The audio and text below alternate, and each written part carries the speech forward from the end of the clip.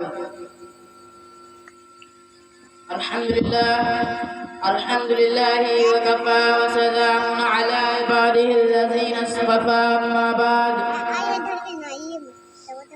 فأعوذ بالله من الشيطان الرجيم بسم الله الرحمن الرحيم من عمل صالحا من ذكر أو أنثى وهو مؤمن فلنحيينه حياة طيبة صدق اللہ العظیم۔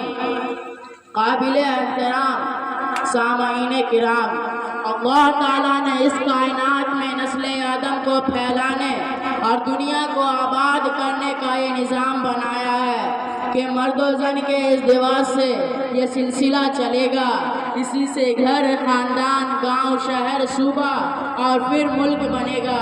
یہی نظام قدرت ہے، اس لیے نسل انسانی کے فروغ میں، انسانی آبادی کو بنانے اور سنوارنے میں، اللہ کے حکموں پر آبادی کو چلانے اور سرکشی سے دور رکھنے میں مرد و زن کا یکساں کردار ہے۔ دونوں کی اہمیت ہے، دونوں صنف کی اپنی اپنی ذمہ داریاں ہیں۔ اگر ان میں سے کسی نے اپنا کردار ادا نہیں کیا یا اس کی خدمت کو نظر انداز کر دیا تو معاملہ بگڑ جائے گا۔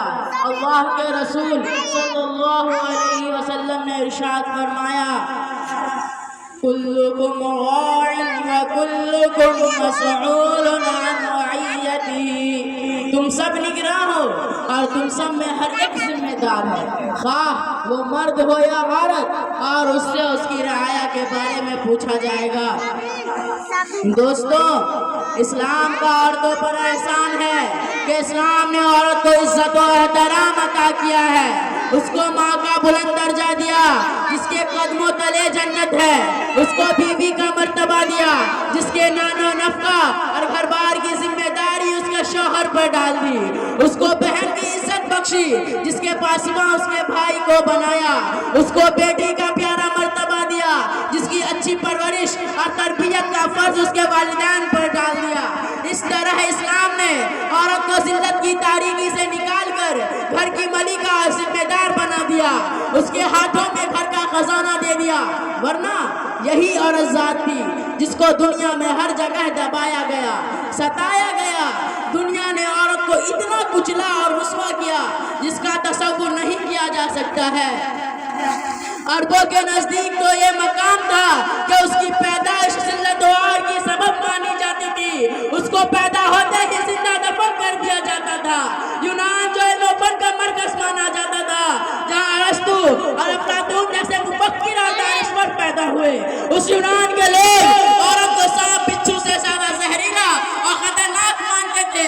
اپنے ملک ہندوستان میں عورت ذاتی حقیر سامان تھی، اس کو تو بولنے کا بھی حق نہیں تھا، اور شوہر کے مرنے پر اس کو بھی اس کے ساتھ ساتھ زندہ چتا پر جلا دیا جاتا تھا۔ الغرض عورت ہر جگہ رسوا اور ذلیل و حقیر تھی۔ اس کی کہانی بہت دردناک ہے، لرزا دینے والی ہے۔ سامعین کرام، اسلام نے نہ صرف عورت کو انسان مانا اور آدم و حوا کی بیٹی کہا، بلکہ اس کو اس کے تمام حقوق عطا کیے، اس کی اہمیت کا احساس پیدا کیا، اور مردوں کے ساتھ ساتھ عورت کو بھی معاشرے کی تشکیل اور تربیت میں برابر کا شریک ٹھہرایا۔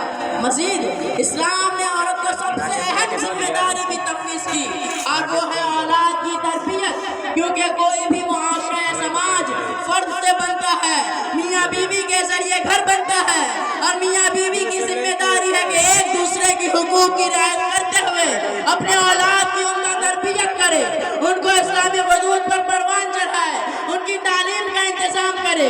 ایک عورت جب ماں بنتی ہے تو وہ بچے کا پہلا مدرسہ ہوتی ہے، بچہ اس کی گود میں پرورش پاتا ہے۔ ایک ماں کا زیادہ وقت اپنے بچے کے لیے وقت ہوتا ہے، اس کا لاڈلا اسی کی باتوں سے بولنا سیکھتا ہے، اسی کی حرکتوں کی نقل کرتا ہے۔ یہی بچہ معاشرے کا ایک فرد بنتا ہے، فرد سے گھر بنتا ہے، گھر سے خاندان اور خاندان سے سماج بن جاتا ہے۔ لہٰذا اگر ہر عورت ماں کی حیثیت سے اپنے اولاد کی عمدہ تربیت کرتی ہے، ان کے اخلاق کو سنوارتی ہے، ان کے کردار کو نکھارتی ہے اور ان میں عزم و حوصلہ پیدا کرتی ہے اور ان کو مستقبل کے لیے تیار کرتی ہے، تو گویا اس نے سماج کو بنانے میں سب سے اہم کردار ادا کیا ہے۔ حضرات گرامی،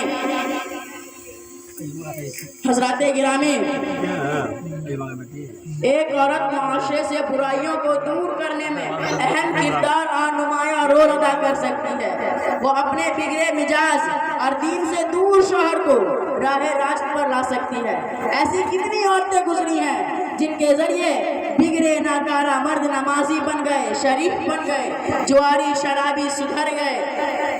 اگر اسی طرح ایک عورت تعلیم یافتہ ہے تو وہ اپنے گھر میں ہی نہیں بلکہ پڑوس کی بچیوں کو بھی قرآن پڑھا سکتی ہے، ان کو نماز کا عادی بنا سکتی ہے اور اپنے بلند اخلاق اور علم کی وجہ سے معاشرے میں کئی سارے گھر کو تعلیم یافتہ بنا سکتی ہے۔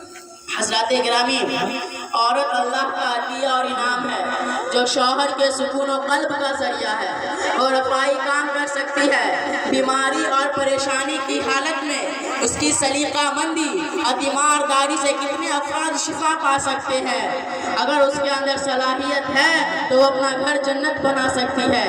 تاریخ میں ایسا ہو چکا ہے، حضرت عائشہ صدیقہ، حضرت ام سلمہ، حضرت حفصہ رضی اللہ عنہ امہات المومنین گزری ہیں۔ انہوں نے قرآن و حدیث اور تفسیر و فقہ میں اتنی مہارت حاصل کی تھی کہ بڑے بڑے صحابہ ان سے مسائل سیکھتے تھے۔ مدینہ کی عورتیں ان کے یہاں مسائل معلوم کرنے اور دین کے احکام سیکھنے آتی تھی اور ان کی بچیاں ان سے قرآن و حدیث سیکھتی تھی۔ اگر اسی طرح ایک عورت حوصلہ مند ہے تو وہ اپنا وسیع کاروبار کر سکتی ہے۔ ایسی کتنی خواتین اسلام گزری ہیں جن کے بڑے بڑے کاروبار اور لمبی تجارتیں تھی۔ حضرات گرامی، حضرت رفیدہ انصاری رضی اللہ عنہ ایک مشہور صحابیہ گزری ہے۔ یہ بہترین حکیم اور طبیب تھی جو مرد و عورت کا علاج کرتی تھی۔ اگر ہماری مائیں بہنیں بھی طے کر لے تو وہ بھی بہترین ڈاکٹر اور طبیب بن کر باپردہ رہ کر مسلم خواتین کا علاج کریں گی۔ اس طرح مسلم عورتوں کو غیر مردوں کے سامنے بے پردہ ہونا اور اپنا علاج کرانا نہیں پڑے گا۔ اگر وہ ہنر مند ہے تو مسلم بچیوں کو دستکاری، سلائی کڑھائی کا ہنر بھی سکھا سکتی ہے۔ حضرات گرامی، اور یہ بھی ایک تلخ حقیقت ہے کہ معاشرے کی برائی اور بربادی میں عورت نے سب سے زیادہ حصہ لیا ہے۔ وہ بازار کی زینت نہ بنتی، وہ جدید تعلیم حاصل کر آفسوں، ہوٹلوں اور سرکاری دفتروں میں ملازمت نہ کرتی۔ آزادی کے نام پر مردوں کا شانہ بشانہ ملا کے ملازمتوں میں شریک نہ ہوتی۔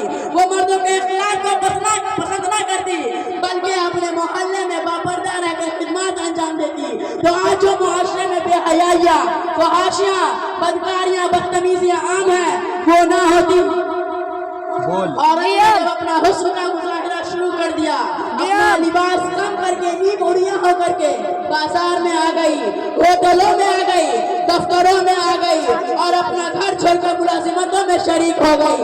تو اس سے اس کے واقعات بھی ختم ہو گئے، اس کی عصمت بھی خطرے میں پڑ گئی، اس کے بچے بھی بے راہ ہونے لگے، گھر بھی برباد ہونے لگا، میاں بیوی میں ناچاری پیدا ہونے لگی، طلاق کی شرح بھی بڑھ گئی اور پھر گنڈوں، لفنگوں، بدماشوں کو شے ملنے لگا۔